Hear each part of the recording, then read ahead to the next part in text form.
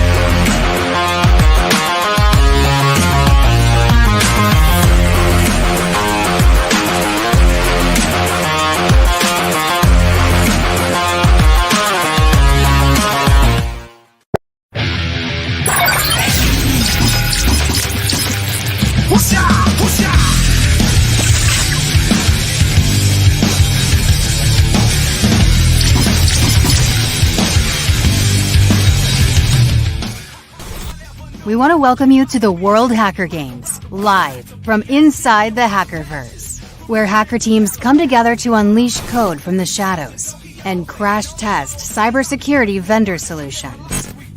If you think you got what it takes, then step into the ring and give us your best shot. Welcome, play hard, and let the games begin. How you like me now? I say, boom! Here comes the boom! Ready or not? Here comes the voice from the south. Boom! Here comes the boom! Ready or not? How you like me now? Hola, kids. Surf Dog here. What's up, Vega? How's it going? And joining me today is that badass hacker lady from the north, Miss Rutabaga von Ginsburg. Say hey. What's up, Bega girl? Hey, y'all. How's it going? Happy to be here. Thanks for having me. Sweet. Hey, so Rutabaga is joining me in the purple room. There you go.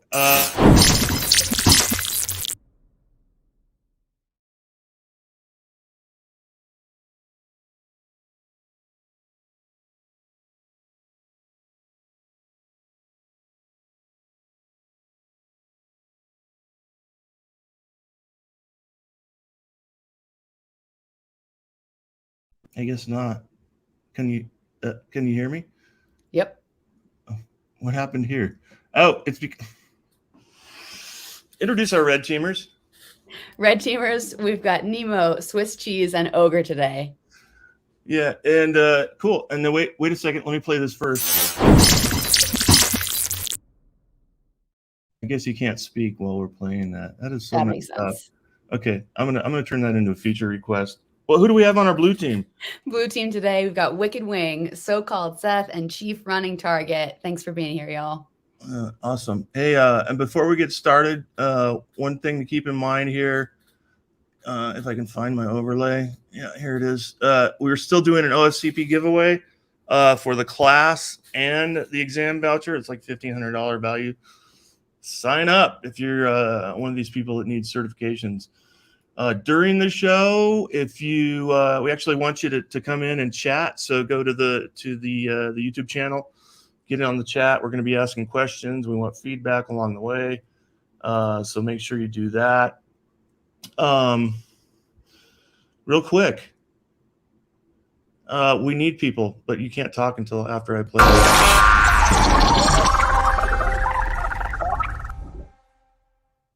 That's our very own Rutabaga right there. You had a line, I think. Oh, great. We don't have a visual. Sick. Calling all hackers, red teamers, blue teamers, and everything in betweeners. You are very needed in the Hackerverse. So if you've got mad skills, we need you. Please get in touch. For real. ASAP. Okay, so listen up. What we're going to do is The cool part about this show is we're revealing a brand new threat. Let's watch the reveal. This one.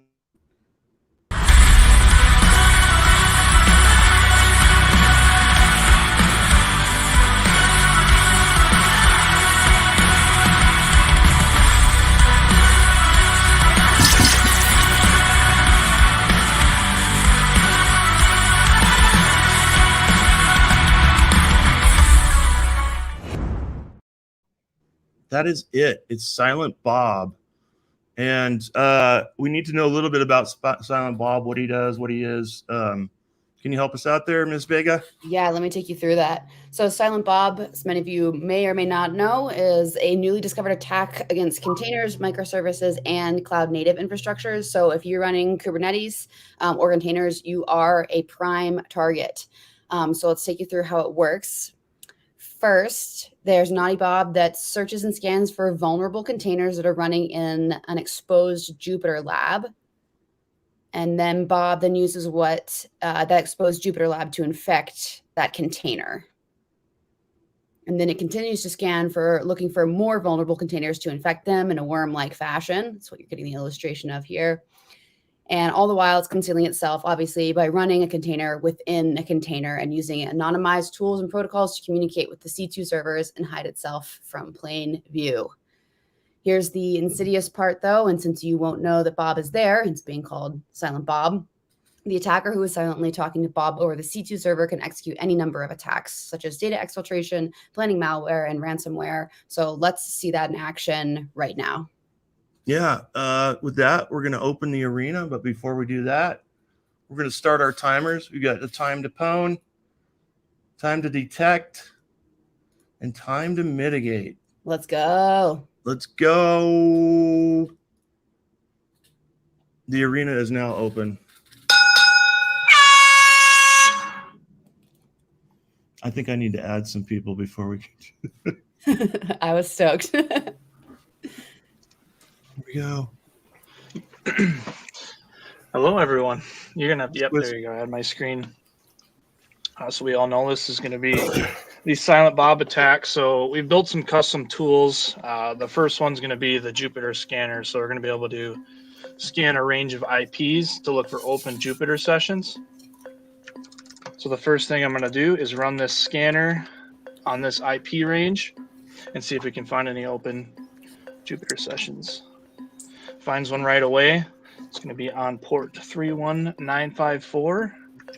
So let me grab this.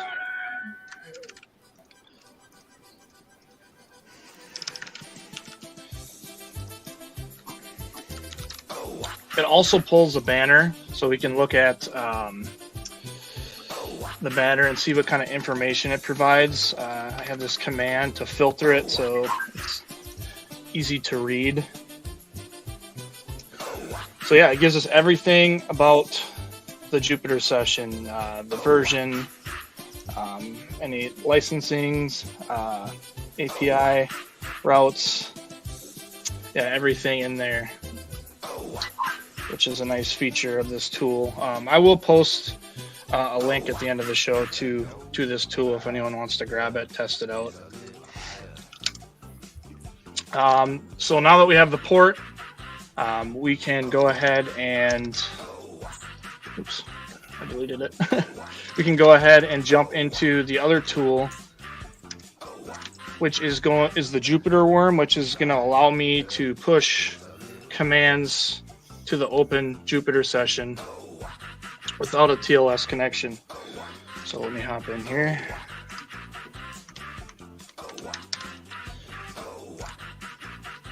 And then it is push.py. I better remember the flags here for it. So a -i for the IP. That is going to be 67.205.176.16. And then we need to specify a port. And that is 31954. And then if we go look at the example, we need to specify a terminal numbers. So this is kind of going to be a guessing game. If there's any terminals that are open, but I'm going to start with 1. And then we can execute our commands. So I'm just going to run an ls for test. Let's see, what am I missing here? Looks like I'm missing something. Yeah, so push.py -i.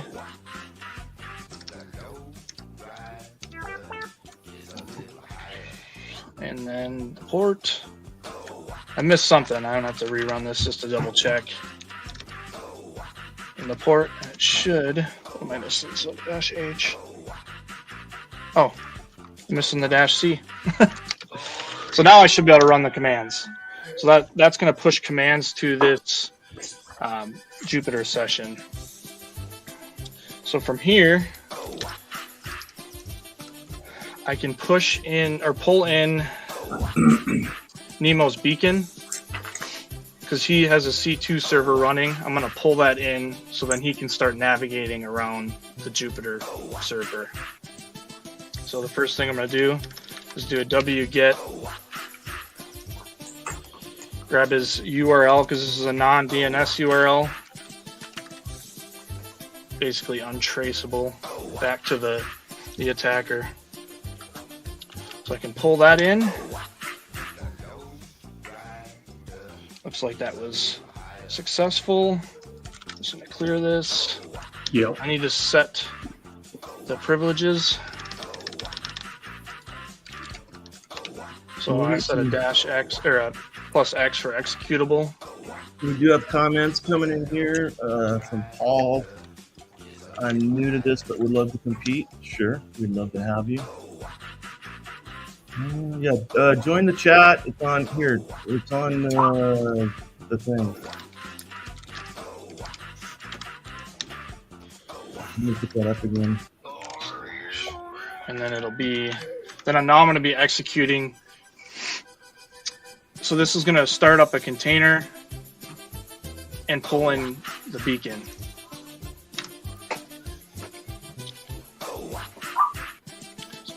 Let me turn that off now. What's that on your screen? This is me starting up the script that installs the container and the beacon. So now if we want to switch to Nemo's screen. What's up, Nemo? Hey, what's up, guys? I'm looking for the, Your alias suggests that you're a noob. yes. Won't let that fool you. It looks like it's still installing. I'm a forever noob. And while that's Always running, learning. hey, Greg, we've got time to detect with Or our, is that detection? with our high-scoring trace. We're watching everything that's happening right now. Can So you, we'll get to it later, but wanted to get that metric in. You are being watched. Oh no. We'll stop this one. I'm waiting for this beacon to pop up. We need to change the soundtrack. I'm sorry, I'm letting that go.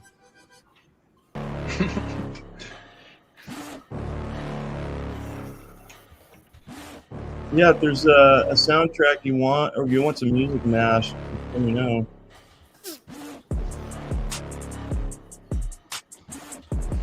And I'll have our music AI wizard come up with something. You should have a connection now.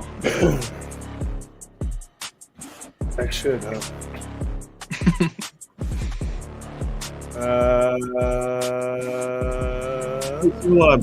So this attacks containers. I don't know. Aha! You have it now. Did you see that? Did you see it pop up?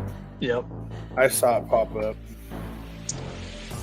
So why does this matter? Because a container running inside of a container, you shouldn't be able to see the commands running inside the container on the container. There it is. But I need to know It's rutabaga. All right, we're gonna go full screen here. Why is this important? So with the C2, with the command and control suite, you have all kinds of things that you can do once you get it operating. You can mask it as another process. You can look through the directories. You can do all kinds of things that normally you wouldn't be able to do from just default access. These things have things built into them that allow you to do privilege escalation, that allow you to do lateral movement. That's why C2 frameworks are used in this attack, is because you can use the C2 framework to enhance your attack surface and attack other things connected to the network and connected to the box that you're inside of. So, let's check out where I'm at, what's going on here.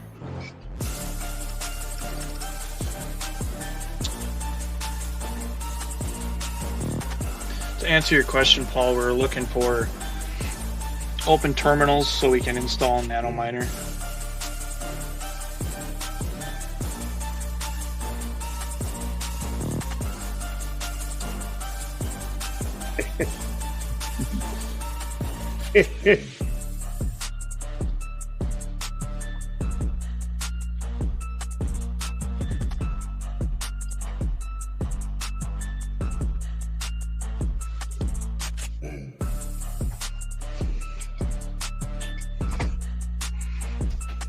What are you downloading, Nemo? I found a secrets.py, so I'm going to download that. And there's a user interaction.py that I'm going to download too. Oh, red teamers. Todd wants to know the commands you're running. Yeah, so what we'll do is we'll post all the commands and everything post-go. We'll probably have it up on GitHub. Yeah, I think we should do like a blog. And then we'll link links to all the tools. Yeah. And then like a walkthrough of the entire attack. Now I'm going to go into the temp directory and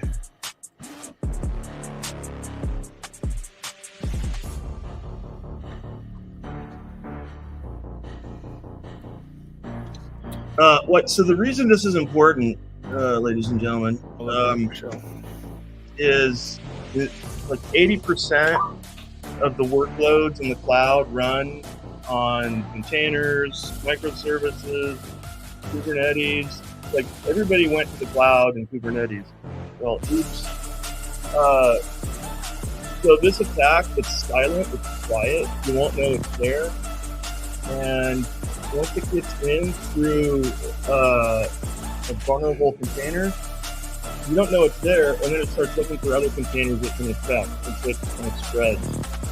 And you'll see that in the Spider-Bat console. So here's a little idea on how big this is. You can just Google this, right? So every day, Google themselves, they run about 2 billion containers, and they start up like 3,000 new containers every minute. So this is big. It's huge. Every organization, enterprise, small, medium business, doesn't matter. They're running containers or some kind of container orchestration like Kubernetes. So yeah, you're a target.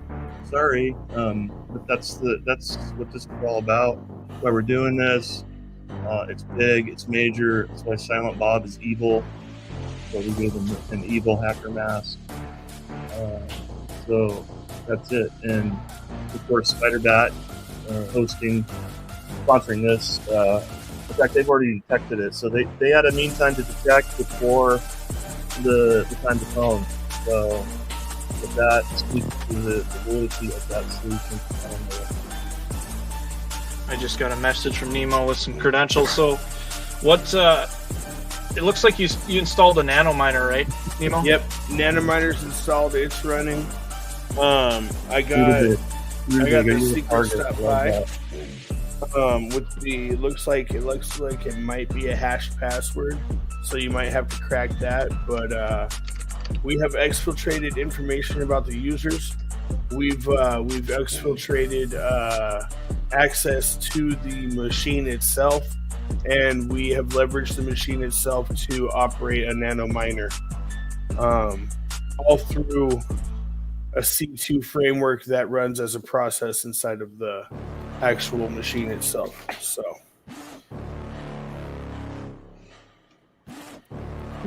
Rutabaga, you actually have a shirt that says you're a target? No, but I'm gonna make one. Great idea. We'll create a custom one. We'll put your hacker mask on. I'm down.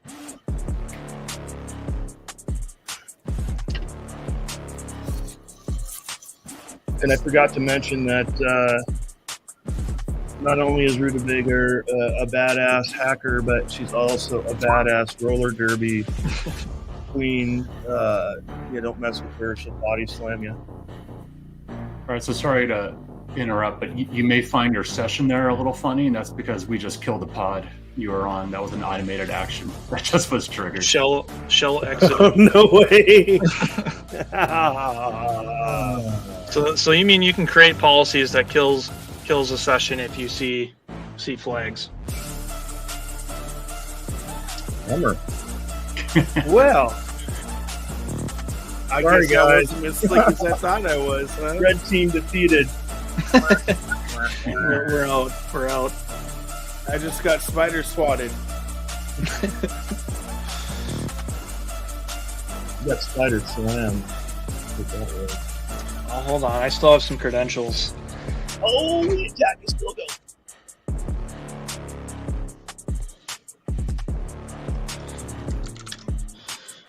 Oh, we're gonna have to go crack back over hash to here. the screen. Gonna go over to Swiss's screen now. He's got some credentials. Looks like I have a password hash. It appears to be MD5, so I think I have a directory. Yes, I do. Okay. So I need to create a new file. I'm just going to call it hash.txt. And here is the password hash. So Seth, Blue Team, did you mitigate already? What happened was when they tried to launch that nanominer, we have a policy that was watching policy violations, and on that nanominer, it essentially restarted the pod. So that just killed that whole container. So it's going to the way Kubernetes will work, that pod's going to restart, the container's just going to rebuild from its image, so the Jupyter Lab will come up and correct it. But we'll still have that vulnerability, so we haven't completely we've contained the threat. And if they try to go in back in again, it's going to kill it again. But we also know now exactly what's happening to be able to update the Jupyter Lab, or at least stop the Jupyter Lab until we can get a patch in there and clean it up. All right. Well, I'm going to call it time to mitigate already done, because you've already stopped it. In my mind. I just wanted to showcase this too. So here's all the commands we ran on the front end. So we didn't even have to access the Jupyter session to be able to execute commands. So I just wanted to showcase the front end of the Jupyter session, because we haven't seen that yet. So, but let's crack this hash. Let's see if we can get a password. So you still don't have Pwn yet, right? No, I don't. Okay. Oh, sorry to hear Right that. now he's off the system. But he was able to get a file. It looked like that he's So read out. Nemo was able to capture a password hash. So I'm gonna see if I can crack it here. So it's hashcat. Ultimate Pwn is you want to launch either some malware, ransomware, or a nanominer, right? Yeah. So our point here is to launch an Ethereum nanominer. Okay, so I'm not going to stop to find the Pwn timer then. But see, as soon as I launched the nanominer on that pod, it got reset. So that's not a pwn. That's like a half pwn. Yeah. Well, okay, you get credit for half count. But I did find credentials. Stop hiding credentials, people. Yeah, but that's not damaging. That's just you getting a credential. Yeah, that's true. That's true. Credentials inside a machine can never lead to another machine. I mean, what am I thinking?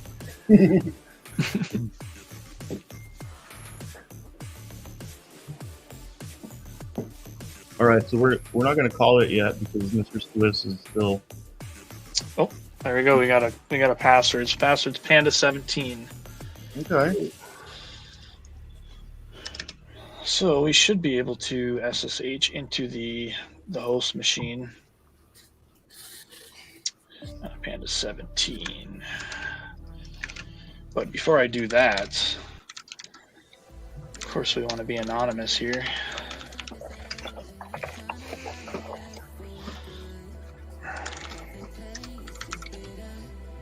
Let's try root at the IP. And then it's going to be a password of Panda17. As a reminder, hop we go. in there, do some chatting with us. Join the chat on YouTube. Are you in, Mr. Swiss? Yep, let me get this nano miner deployed here.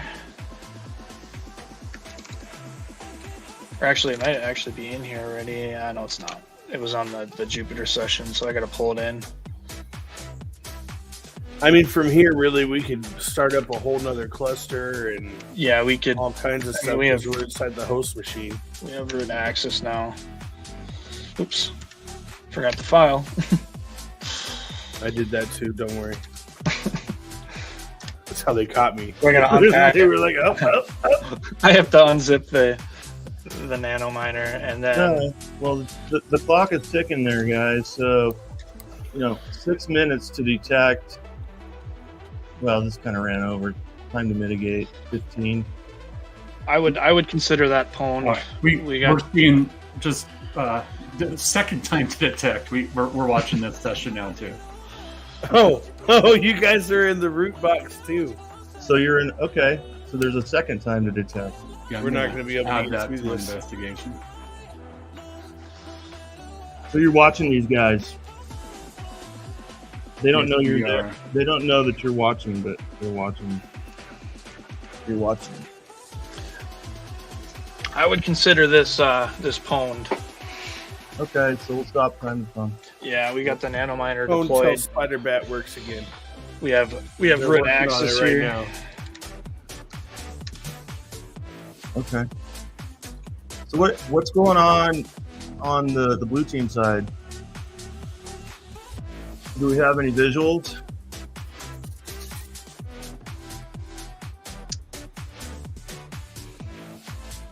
Can anyone hear me? Oh yeah, sorry. Work this up. I'm in stuff. Yeah, let's show the original Silent Bob attack, which turns out wasn't very silent. Let me hold on here. Present.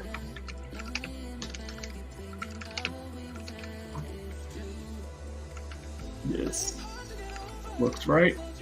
All right, so the way Spider-Bat works, a little bit different from Sims or the other technologies that you might be familiar with.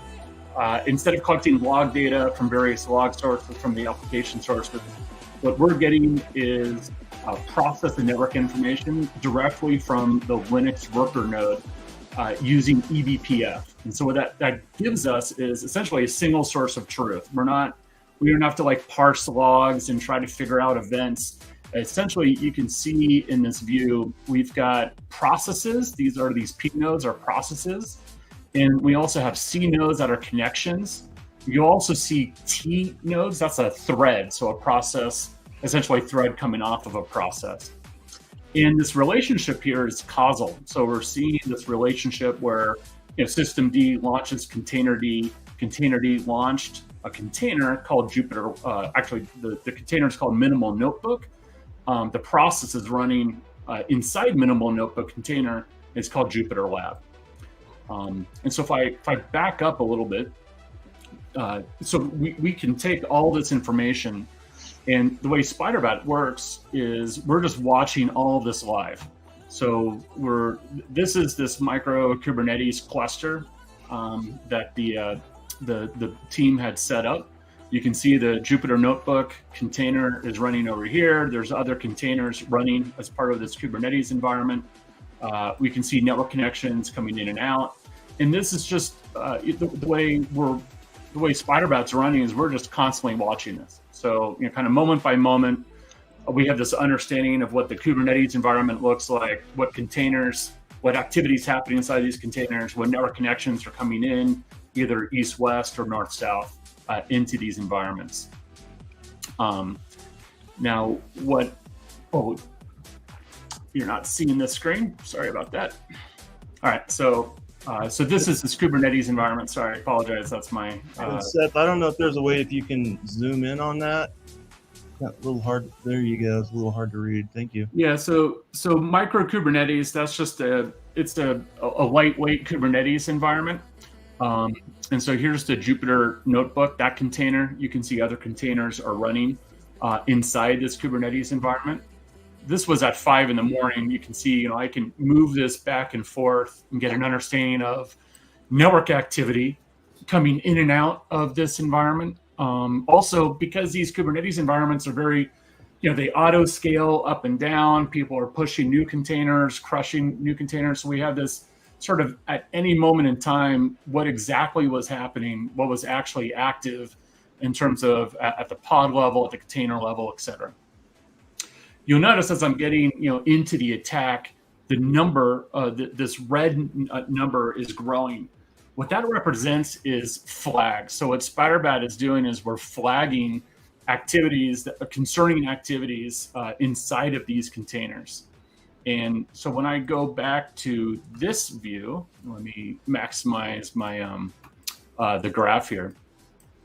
So we're flagging kind of two things simultaneously.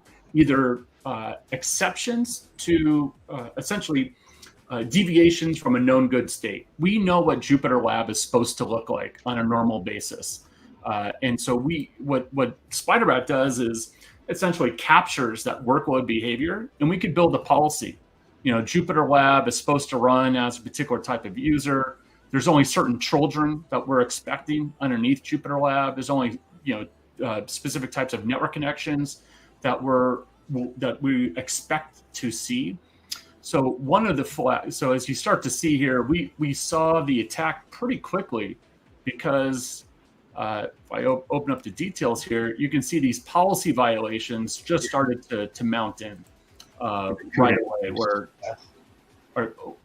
Share this tab instead. I'm bouncing around tabs. StreamYard doesn't like that. So if I go back to this process view, you can see here these policy violations because these are children that were outside of our policy. We're not expecting Jupyter Lab to run a bash shell, to run processes inside of a bash shell. I have a couple of those children.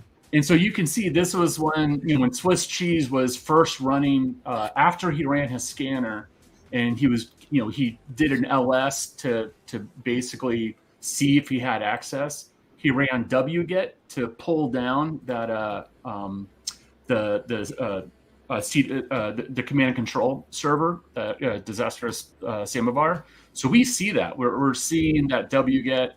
We see the wget, doing a DNS call out. In fact, we can even, if I look at the DNS, I can see here exactly what it was requesting, the DNS query it was making. And then we see it do a 443 connection out to the free app where it pulled down that C2C. They changed permissions on it, and then they ran it. Now, at the same time, you'll notice this change mod has 2 flags on it. Well, why is that? Because we're not just looking for policy violations. We also just look for suspicious activities. So we can see that not only did this, we're not expecting this process underneath Jupyter Lab, but just a service account running change mod, that's weird. So we just flag suspicious activities, and when I said we had time to detect, it wasn't because of the individual flags. This is I think what really separates SpiderBat from other security products is that we go back to this tab really quickly. When I go to our dashboard, we're capturing all these flags inside of what we call a trace. And so if I open up this policy violation container trace, you can see here we had multiple flags inside of this trace. So instead of looking for, if I go down to like, just do the last hour of flags, we had 1,500 flags in the last hour. You don't want to get alarms. You don't want 1,500 alarms coming into your SOC, coming into your dashboard that you're trying to investigate each individual one. So SpiderBat, because we understand these relationships, we're able to then connect these dots. So we know that, hey, all of these policy violations and other suspicious activities, they're all part of the same sequence of activities. And that's what, when we investigate, that's what we're looking at here. So that score jumped up. And so when I said we're detecting you, that was after you ran that CDC. You can see we already have 1, 2, 3, 4, 5. There's six flags already. That was enough to bump up that score, where we knew that this is a real attack on the system. And we could have taken an action right then, right, to kill that pod or whatever. But we wanted to let the attack continue. So you can see what did your command and control do? It made a lot of outbound network connections on 80. We see all those. Here's the bash shell inside of a thread. So remember, this is that container inside of a container. So here's that bash shell that opens up, and here's all the commands you ran in that bash shell up to the point where you try to run that nano miner, and any executable like that, we were set in our policy to then trigger a pod restart. Just, hey, wait a second, there's something really wrong with this pod, this container. And so we took an action to kill the pod at that point in time. Can you zoom in on those commands? Yeah, how's that look? I think you gotta switch screens. Yeah, you're on the dashboard side. Shoot. Okay. It's on that. Sorry. So I said, here's that disastrous SAMO. That's when that ran.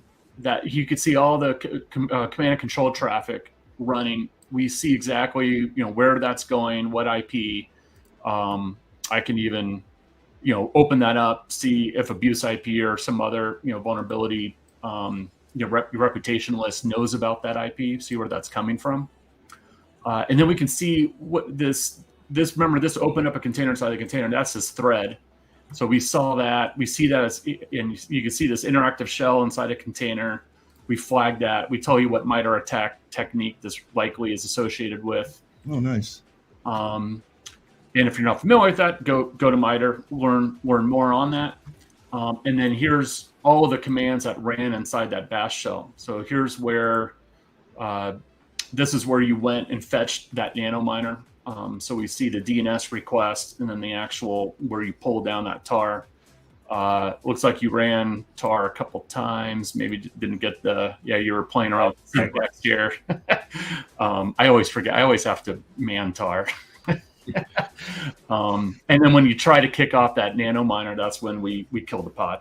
And notice that even though the pod, this container disappeared, it doesn't exist anymore, but we still have the stateful information. We even know like what environmental variables you had access to at this point in time. If, let's say, maybe that's how you got access to, here's that SSH session. So we know you read that file because we saw that cat reading out that file. Here's where we see that SSH session coming in that caused this bash shell to get created. And then we can see, what you were doing inside that bash shell. And I was just loading up the objects here in this trace where it would show you getting to that nano miner in this trace. Sweet. That's pretty. So it detected the commands from a container inside a container. I don't think any other security tool would be able to do that. Yeah, as you mentioned or as Rudbag mentioned in the prelude, the Silent Bob is meant to be quiet, right? It's supposed to be really hidden, and I think the ability to kind of catch these individual activities not having to be worried about each one generating its own alarm, but being able to just associate each of these suspicious activities together and then raise that up. That's one of the ways we found the silent Bob. The other way is by instrumenting this within the Linux kernel and getting that process information, that network information.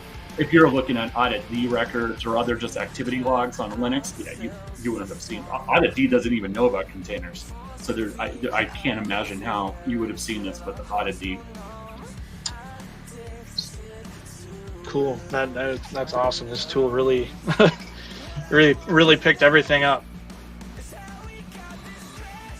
All right, guys. This is for that. Take a minute to look at the stats. Time to pwn, 20 minutes. Hey, Tyler. Time to detect. So they were on it. 15 minutes, and then of course time to mitigate 15 minutes. It could have been, I think, a little bit sooner, but as soon as they tried to start up a nano miner, you killed it because you had a policy set. But awesome job, guys. Let's see what else we got. Good job, Red Team. Though that was a slick attack. I'm just glad we were able to catch it.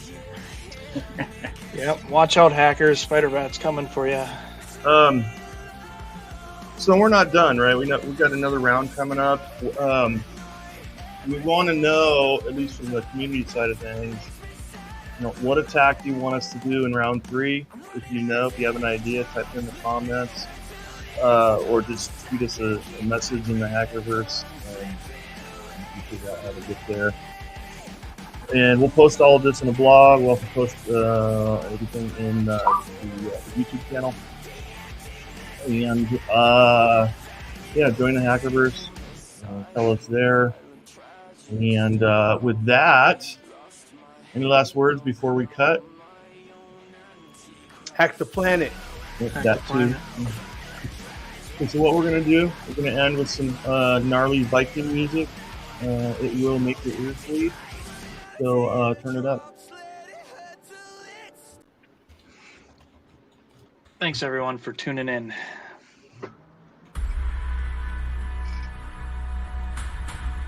And it's not too late. Sorry about that. Put that link up there.